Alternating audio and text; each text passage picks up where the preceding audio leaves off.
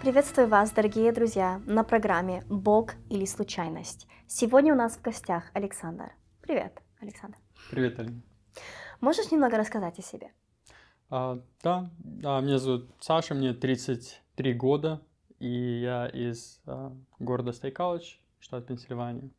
Веду служение в нашей церкви, Церковь Спасения. Приятно познакомиться. Спасибо. Можешь мне рассказать историю своей жизни, в котором ты действительно видишь, что это был Бог, а не какая-то случайность? Да, была одна такая история. Совместное место, где мы с тобой когда-то ездили на миссионерскую поездку. Это была Южная Африка. Это была моя третья поездка, когда я поехал на полгода. И в связи с особыми обстоятельствами на миссионерской почве, именно в самой миссии, происходили вещи, которые радикально изменяли миссию. И очень много людей покинуло миссию.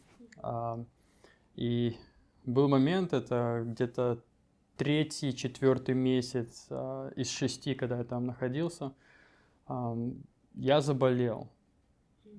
Или я заболел, или меня что-то укусило, я точно не знаю. Но у меня начали проявляться симптомы гриппа.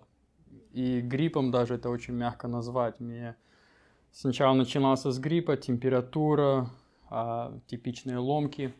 А потом, когда я пришел домой лечь спать, отдыхать ночью, то я уже не мог встать на следующий день.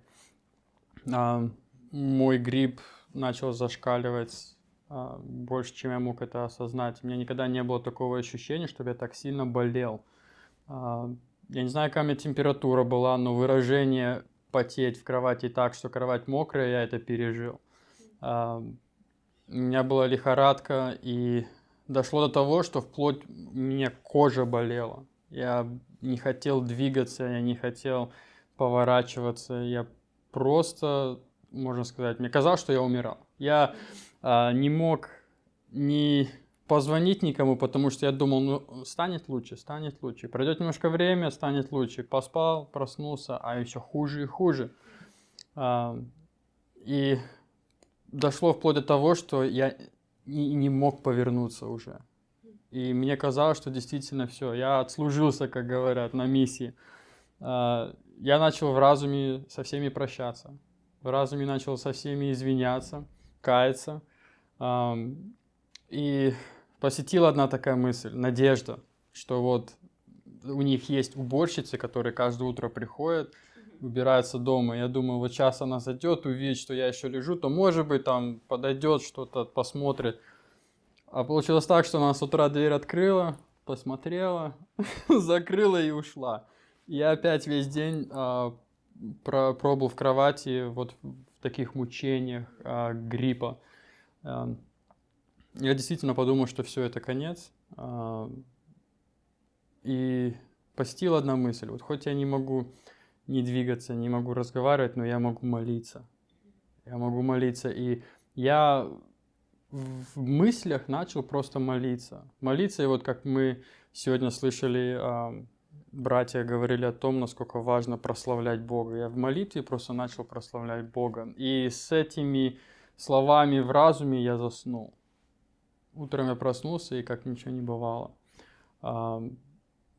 И действительно нельзя не сказать, что это не было Божьей рукой. Я считаю, что для меня это было такое свидетельство, где я переболел очень сильно, я думал, что это конец, и Бог усыпил меня, дал мне сон, и на следующий день я проснулся, как ни в чем не бывало.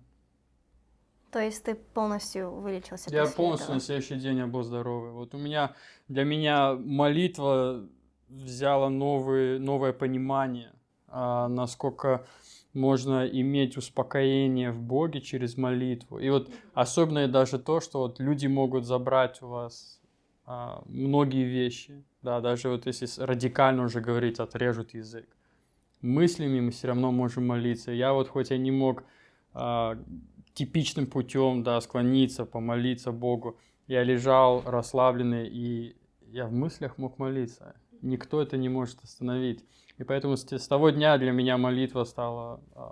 Я на молитву начал по-другому смотреть и по-другому относиться к этому. Спасибо тебе большое. Слава Я Богу. очень рада, что ты еще здесь, что Бог тебя вылечил. Слава Богу. Друзья, помните, что Бог всегда рядом, и что в молитве есть сила, потому что Бог отвечает на ваши молитвы. Поэтому обращайтесь к Нему в молитве. Да благословит вас Господь.